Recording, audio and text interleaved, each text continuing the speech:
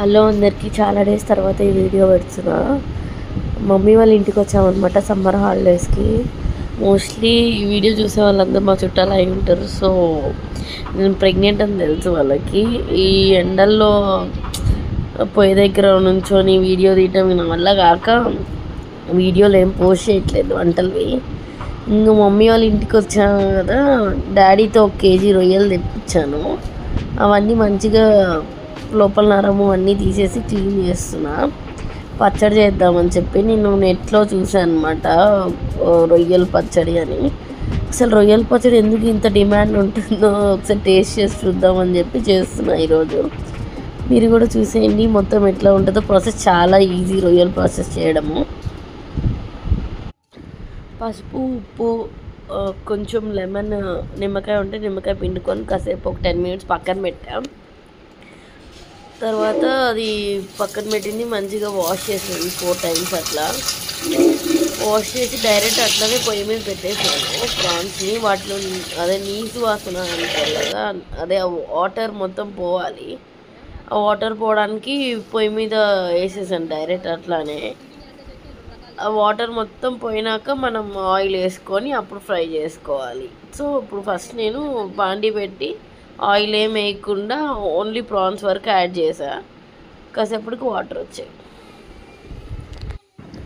ఒక 10 minutes తర్వాత మూతేం పెట్టలేదు, అట్లా పొయ్యి మీద వేసి వదిలేసా.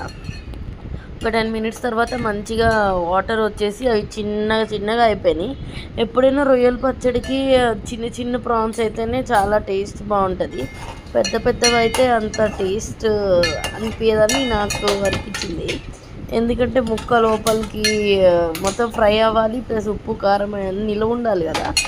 అందుకని పెద్దవి సెట్ కాదు పచ్చడికి. చిన్నవి అయితేనే టేస్ట్ బాగుంటాయి. బట్ క్లీన్ చేసేటప్పుడు అదంతా చాలా టైం పట్టింది. ఓపిక్గా చేసుకుంటే టేస్ట్ బాగుంటుంది. లాస్ట్లో ఇంకా వాటర్ మొత్తం పోయాయి. నేను కొంచెం ఉప్పు అండ్ పసుపు యాడ్ చేసుకున్నాను వాటర్ పోయే టైంకి. తర్వాత వాటర్ మొత్తం పోయినాక కొంచెం కూడా లేకుండా ఉన్నప్పుడు ఇంకా ఆయిల్ యాడ్ చేసుకున్నాం. కొంచెం ఎక్కువ ఆయిల్ యాడ్ చేసుకోవాలి, ఎందుకంటే ఇంకా అల్లం పేస్ట్, కారము, ఉప్పు అన్నీ ఇంకా దీంట్లోనే యాడ్ చేసేసుకుంటాం. సో ఆయిల్ యాడ్ చేసాను. నేనైతే పల్లీ నూనె వేసాను. మమ్మీ పల్లీ నూనె టేస్ట్ బాగుంటుంది పచ్చళ్ళకి అంటే పల్లీ నూనె యాడ్ చేసాం అనమాట. మన ఇష్టం, సన్ఫ్లవర్ ఆయిల్ వాడచ్చు, ఏదైనా ఫ్రీడమ్, ఎవరి ఇష్టం వాళ్ళది. ఇంకా కాసేపటికి మంచిగా చిన్నగా గోల్డెన్ బ్రౌన్ కలర్లో ఫ్రై అయిపోయింది ప్రాన్స్. ఇంకా మేము సమ్మర్ హాలిడేస్కి విజయవాడ వస్తామని చెప్పి మా మమ్మీ ముందే రెడీ పెట్టుకుంది అనమాట, గరం మసాలా అండ్ అల్లం పేస్టు. మేము వస్తే ఇంకా పని అవ్వదు అని చెప్పి అన్నీ రెడీ పెట్టుకొని ఉంది. మనం ఖచ్చితంగా వారంలో 2 సార్లు నాన్ వెజ్, చికెన్, బిర్యానీ ఇట్లా చేయమంటామని ముందే రెడీ చేసుకొని ఉంచుకుంది అనమాట. అవి మంచిగా ఫ్రై అయిపోయాక ప్రాన్స్ 2 spoons అల్లం పేస్ట్ పడింది.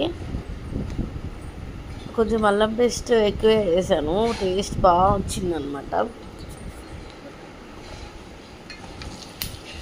అల్లం పేస్ట్ వేగిపోయాక కారము, ఉప్పు, ధనియాల పౌడర్ ఇవి యాడ్ చేసేసి మంచిగా ఒక 2 minutes ఉంచి ఆఫ్ చేసేయడమే. అల్లం పేస్ట్ ఒక 2 minutes ఫ్రై అవ్వాలి.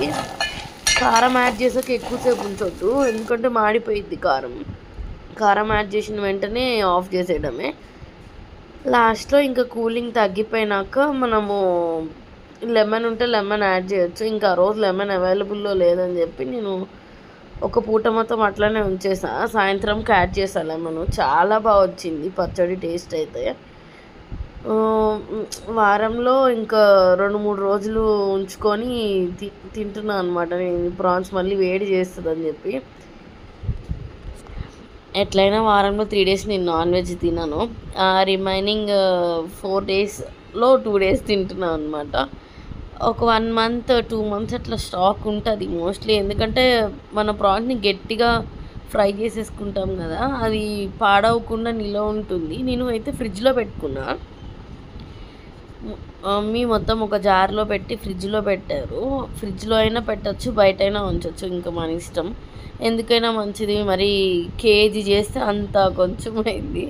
అంత కష్టపడి 2 hours క్లీన్ చేసుకొని చేసాం కదా. పాడైతే మళ్ళీ కష్టం అని చెప్పి ఫ్రిడ్జ్లో పెట్టుకున్నా పచ్చడిని. చాలామంది అనుకోవచ్చు వీడియోస్ పెట్టట్లే అని చెప్పి, మనకేమీ వేలలో సబ్స్క్రైబర్స్ లేరు కదా. ఉన్న ఒక 370 మెంబర్స్ ఎంతమంది ఉన్నారు సబ్స్క్రైబర్స్ అంతే.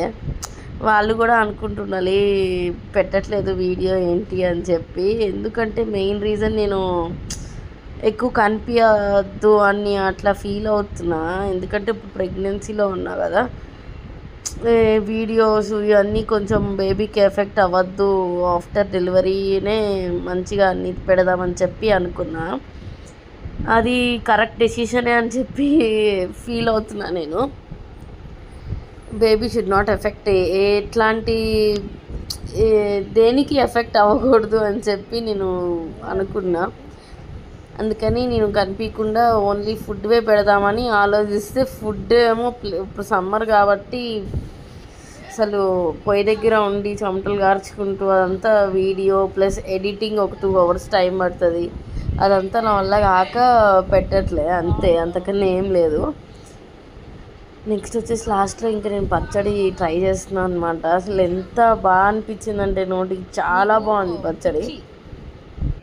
ఒకసారి మీరు కూడా ట్రై చేయండి. ఇట్లా అప్పుడప్పుడు వీడియోస్ పెట్టడానికి నేను ఖచ్చితంగా ట్రై చేస్తాను. Thank you for watching. Do like and subscribe.